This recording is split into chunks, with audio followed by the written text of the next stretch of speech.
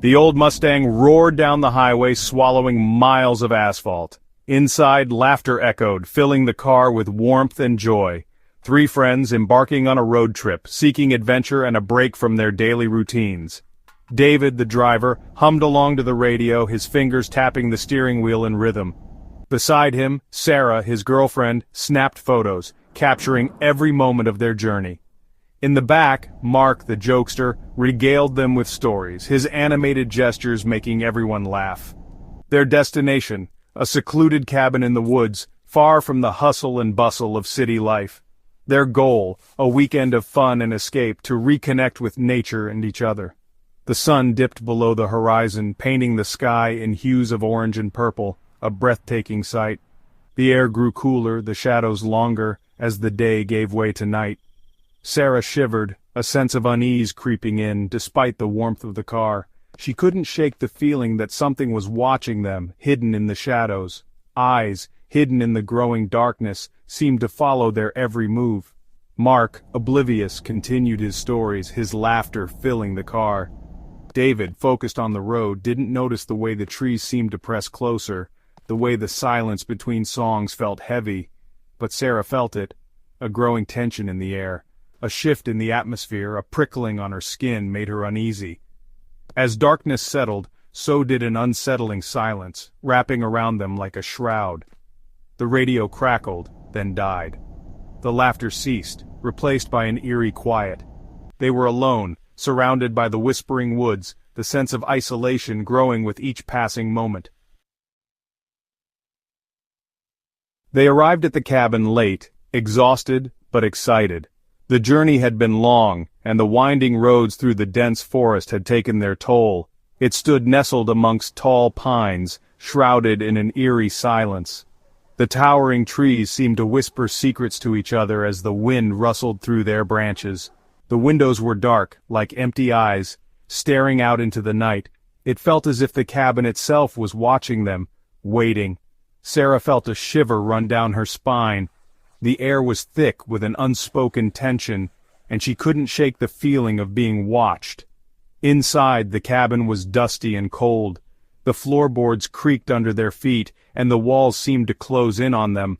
Cobwebs clung to the rafters, and the air smelled stale. It was as if the cabin had been abandoned for years, left to decay in the silence of the forest. While David built a fire, Sarah unpacked the bags.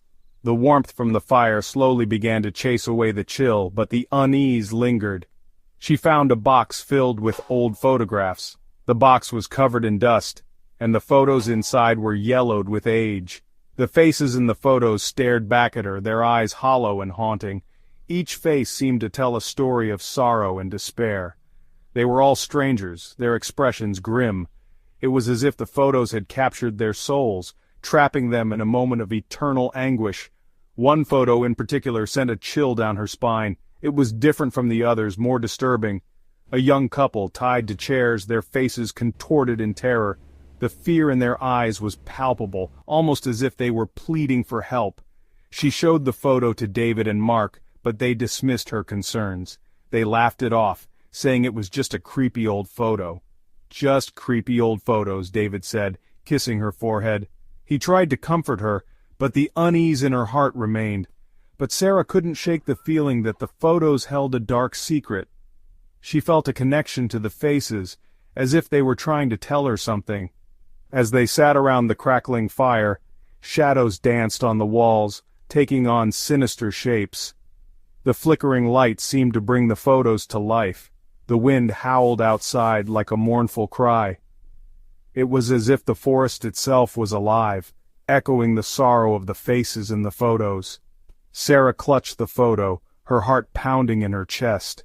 She knew that the night was far from over, and the secrets of the cabin were yet to be revealed.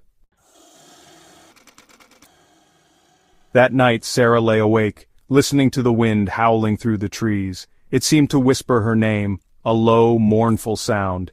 She could have sworn she heard footsteps creaking on the floorboards outside their room. In the morning, she told David and Mark about the sounds. Again, they dismissed her fears, attributing them to the wind and an overactive imagination. But Sarah couldn't shake the feeling that something was wrong. They spent the day exploring the woods around the cabin, but the oppressive atmosphere followed them. The trees seemed to close in on them, the silence broken only by the sound of their own footsteps. As evening approached, they returned to the cabin, each of them secretly relieved to be back within its walls. But the sense of dread that had settled over Sarah refused to dissipate. It felt heavier now, more palpable. Eager for a distraction, David suggested they drive into town for supplies. As they drove, the GPS on David's phone flickered and died. They were lost. They drove for what felt like hours, the road twisting and turning, leading them deeper into the heart of the woods. The trees pressed in on either side, their branches like skeletal fingers reaching out to grab them. Sarah's fear escalated with each passing mile. She pleaded with David to turn back, but he was determined to find their way. His frustration was growing, mirroring the fear twisting in Sarah's gut. Just when their hope began to dwindle, they stumbled upon a dirt road they hadn't noticed before.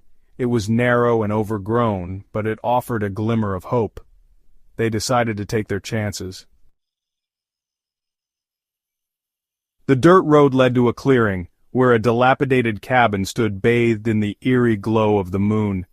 It was identical to the cabin they were staying in, every detail eerily similar. A wave of nausea washed over Sarah. This was wrong. This was all wrong. This wasn't just a wrong turn. This was something sinister, something planned.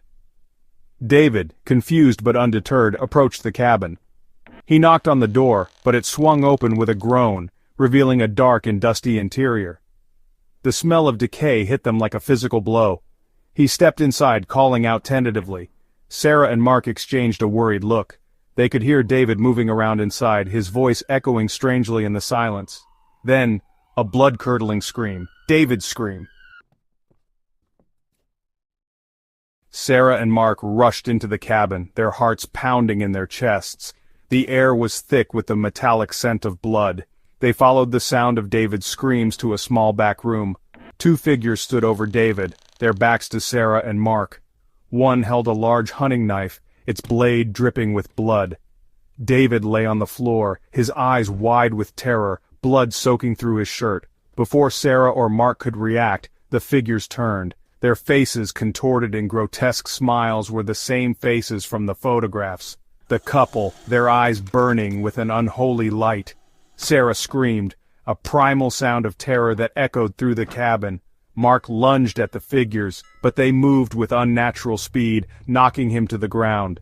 They turned their attention back to David, raising the knife high above their heads. Sarah closed her eyes, unable to watch the gruesome scene unfold. When Sarah opened her eyes, the figures were gone, but the terror remained. She could still feel their presence lingering in the shadows, watching her every move. David lay still on the floor, his chest unmoving. The silence in the room was deafening, a stark contrast to the chaos that had erupted just moments before. Mark was frantically trying to call for help, but there was no signal.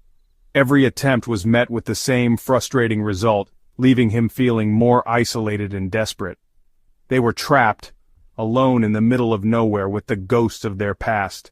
The cabin, once a place of refuge, now felt like a prison. And the photos, those damned photos, held the key to their nightmare. They weren't just photos, they were trophies, each one a testament to the horrors that had unfolded. The realization hit Sarah like a physical blow. They would be next. The weight of their impending doom was almost too much to bear. Their faces would be added to the collection of the damned. Each photo on the wall told a story of despair and hopelessness. There would be no escape from this nightmare. The walls seemed to close in, suffocating them with the weight of their fear.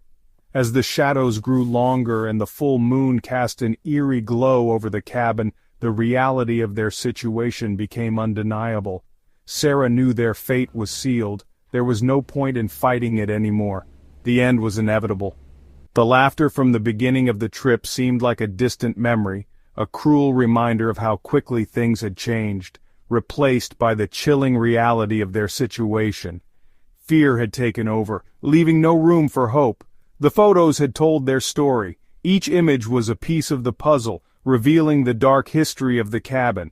Now it was Sarah and Mark's turn to become part of the horrifying narrative. Their story would be etched in the annals of this cursed place, and the woods whispered their fate.